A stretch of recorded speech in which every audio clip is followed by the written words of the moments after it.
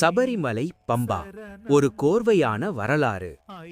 சபரிமலை ஐயப்பன் யாத்திரையின் இதயம் எனப்படும் பம்பா நதி ஆன்மீகம், புராணம், வரலாறு ஆகிய மூன்றும் சங்கமிக்கும் புனித இடமாகும். கேரளாவின் மேற்குத் தொடர்ச்சி மலையில் பிறந்து சபரிமலை அடிவாரத்தை தழுவி ஓடும் இந்த நதி ஐயப்ப பக்தர்களின் பயணத்தை தூய்மைப்படுத்தும் திருநதியாக மதிக்கப்படுகிறது.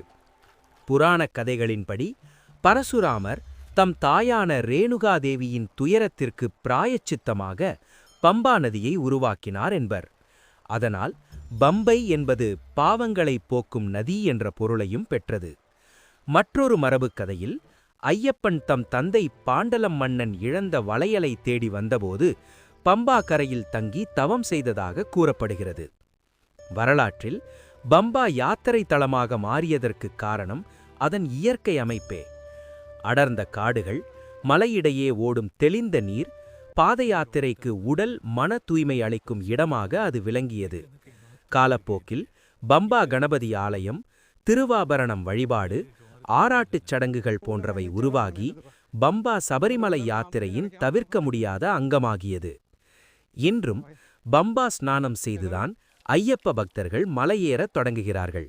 அது வெறும் குளியல் அல்ல, விரதம், ஒழுக்கம், சமத்துவம் ஆகிய ஐயப்ப தத்துவத்தின் சின்னமாகும்.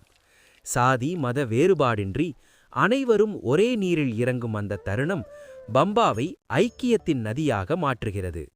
இவ்வாறு புராணத்தின் புனிதமும் வரலாற்றின் பாதையும் பக்தியின் பேரோட்டமும் ஒன்றாக இணையும் இடமே சபரிமலை பம்பா. ஐயப்பனிடம் செல்லும் வழியில் பக்தர்களின் உள்ளத்தை தூய்மைப்படுத்தும் நித்திய நதி. நன்றி.